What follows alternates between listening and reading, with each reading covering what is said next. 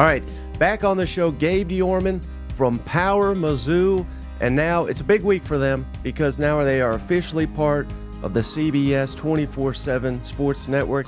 Gabe, thank you for making the time. Absolutely, Mike. Appreciate it, man. And so now that you're with 24/7, do you guys got any deals right now for anybody that wants to sign up? We do. So assuming that people are still seeing this on Thursday at some point, until midnight, you're going to get 75% off the first year. So it's like what I've said all week is don't skip the fancy coffee, just skip the cheap coffee, and you can afford that. It's like $225 a month. You come Friday, we'll still have a deal. It just won't be quite that big a percentage off. Mm-hmm. And what a week to actually make us move, Gabe, because I'm sure this was not planned, but just for A&M. But this is a massive, massive game for Missouri. Before we get to that, though, I want to ask you this because there's a lot of Mizzou haters out there. What a world we live in, Gabe. I think for decades, Missouri's like trying to be relevancy in the SEC, trying to get respect. Maybe that's the proper word. And now after an offseason of hype, all these other fan bases that I have to deal with, they're saying, oh, Missouri's garbage. They're overrated. You hyped up this team all off season. So let me ask you, is Missouri overrated? Well, this is what you get, right? When you want national attention and respect, this is what you get. Everybody knocks you down. Are they overrated? I mean, I wrote a column after the Vanderbilt game that the only reason right now Missouri's a top 10 team is because they were a top 10 team in the preseason. Like, I don't think they've necessarily played like a top 10 team. But I think we get a little myopic, and I know you follow, 16 teams or 104 teams or whatever. We follow one team every day. When you do that, you tend to not pay attention to what has happened elsewhere. Georgia lost a game, almost lost another game. Ole Miss lost a game. Miami, still not sure if they lost a game or not, but was in the conversation to lose a game. So this happens. You deserve credit for winning those games. That said, if Missouri wants to get where they want to get, it's going to have to be better the last 8 weeks of the season. Mm-hmm. And I just talked with Neil McCready over there at Rebel Grove. Mm-hmm. Ole Miss and Missouri are in unique positions, I'll just say, and by that I mean I listen to your show. It certainly sounds like the fans, and I know Ole Miss fans, it's playoff or bust, and never has that been the case. And that's because of 12 team, it's because of NIL, it's because of portal, but it also because of the preseason buzz. So, do you get any sense that the playoff or bust mentality has affected Missouri negatively? Because I certainly think, I don't know if that's why Ole Miss lost last week. I'm sure that's not the main reason, but I would have to say that has kind of crept into that locker room. It crossed my mind, and like you said, can I say anything for sure? I don't hang out with these guys. We're not in the locker room, anything like that. They looked against Vanderbilt to me like a team that was a little tight, a little hesitant, and I wonder how much of that is 8 months of, hey, this is the biggest season in school history. Hey, you could do something that's never been done here.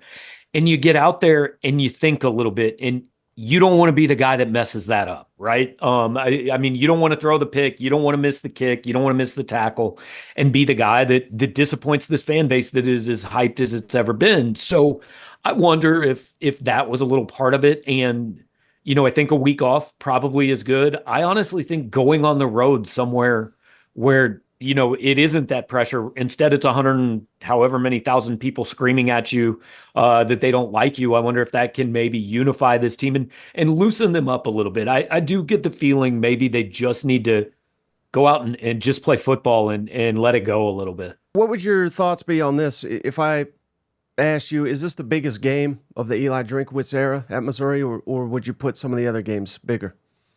I mean, it is for now because the other ones are over. I think it's hard to argue with what the Cotton Bowl meant to this program, like because of who the opponent was. And I mean, let's be honest, that Cotton Bowl is a big reason they do have all this hype, But I think this is the biggest game of this season because I think if you win, that means you are very likely going to Tuscaloosa on October 26th at 7-0 and able to lose that game. And it doesn't beat your season up. If you lose this game, and this is where Ole Miss is, right? And I'm sure this is kind of what Neil said to you. okay, you lost a game. You're not out of it, but you now kind of have to go beat Georgia to stay in it, right? That's tough. So you don't really want to go to Tuscaloosa, Alabama, needing a win to keep your goals intact. I wouldn't recommend that as a strategy, which is why it is pretty important to win this one so that you go to Alabama with a little margin for error. Mm-hmm. And do you have any idea what is, I don't know if wrong is the right word, but just why the Missouri offense has not been clicking? The big play specifically has not been there. Brady Cooks looked a little off. Why do you think that is? It's so interesting, man. I mean, you've said the exact same thing that I had Bud Elliott on his show earlier this week. I've talked to a lot. I talked to Richard Johnson, a lot of national guys, and everybody says the same thing that I thought watching the game. I can't tell you exactly what's wrong, and I don't know if wrong is the right word. It's just a little bit off, right? And it's two things. Like you said, they're not getting huge plays. Their longest scoring play of the season was the 25-yarder to Luther in overtime. Now, to be fair, he was so open that could have been a 225-yard touchdown, right? They just happened to be at the 25-yard line. But the other thing is, and I've done so many different interviews this week, and I've used this on all of them, but I think it's so telling. They've had 45 drives, 36 of them have crossed midfield. They've attempted 16 field goals. Like, they've attempted 3 more field goals than anyone else in college football. It's way too many. I know they like Blake Craig. I am sure they would like him to be a little bit less involved than he's been so far. Mm-hmm. And do you? I've heard you say this too. Oh, this is why Drinks makes all this money. He's got 2 weeks to prepare for this. Is it correctable? Now that the competition is going to be ramping up significantly. I mean, I think it is, first of all, because they were in this situation last year. Through 2 weeks, we thought, I don't really know what they've got here. And then all of a sudden they had something.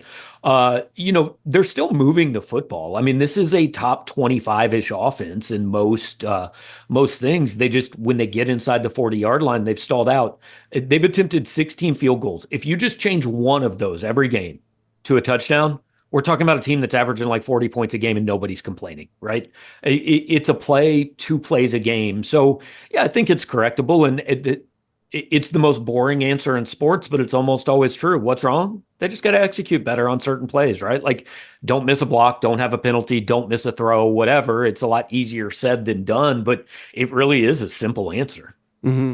And do you think the penalties are correctable? It's certainly, and this is not Mizzou alone. I know, like you said, you're hyper focused on Missouri, but this is across the SEC. I'm seeing it, and probably college football too. I hear Kirby talk about it.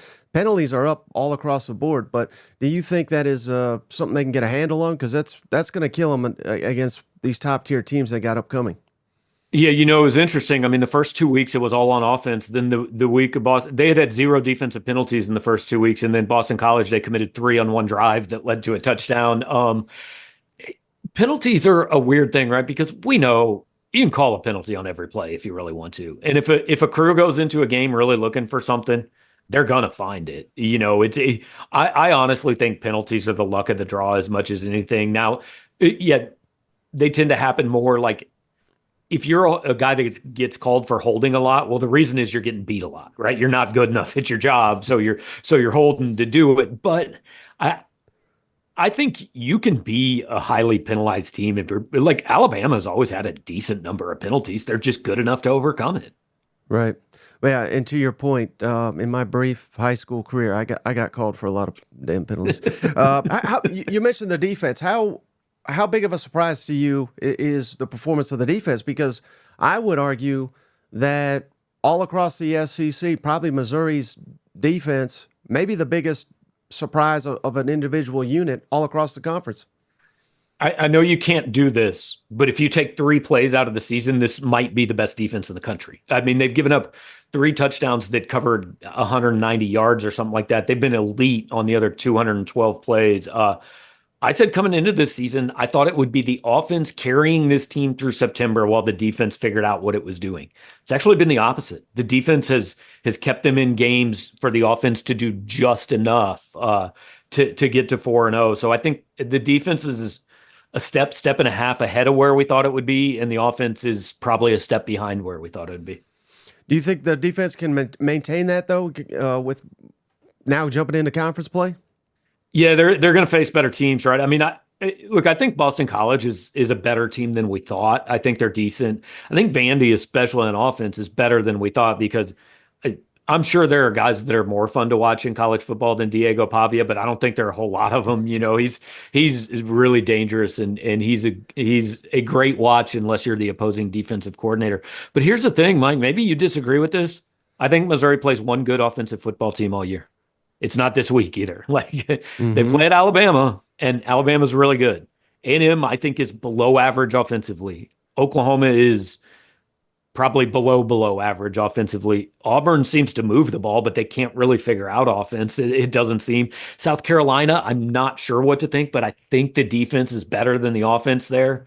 Mississippi State's not good at much anything. And then I mean, honestly, Arkansas might be the second best offensive football team on their schedule. All right, true or false, Gabe? If Missouri wins on Saturday at Texas A&M, they're going to make the college football playoff. I won't be ready to say definitely true, but I will say more likely than not. I think because the thing is, and we're finding this out, right? This league it's suddenly become really top heavy, where you've got like the top 6 or 7, and then you got some teams at the bottom that don't look like they're going to win very many games. And the Big Ten has 4 or 5 teams that could win 10 games. So all of a sudden, you're looking at maybe getting it into the season, and you've got 8, 9 teams in those leagues that are 10-2, and then you're going to get into which 10-2 is better. And it's why Mizzou and Ole Miss, like, there are some games you just can't drop, right? Like that Ole Miss game against Kentucky, that's a really tough one at the end of the year to overcome. So if Missouri's going to lose the second one, I might argue this would actually be the best one for them to lose. But then you talk about getting to the end of the year and your best win might be Oklahoma. And I don't know what that is exactly. So I think to know Missouri's going to the playoff, they've got to be 11-1. And I'm not going to know that after this weekend, but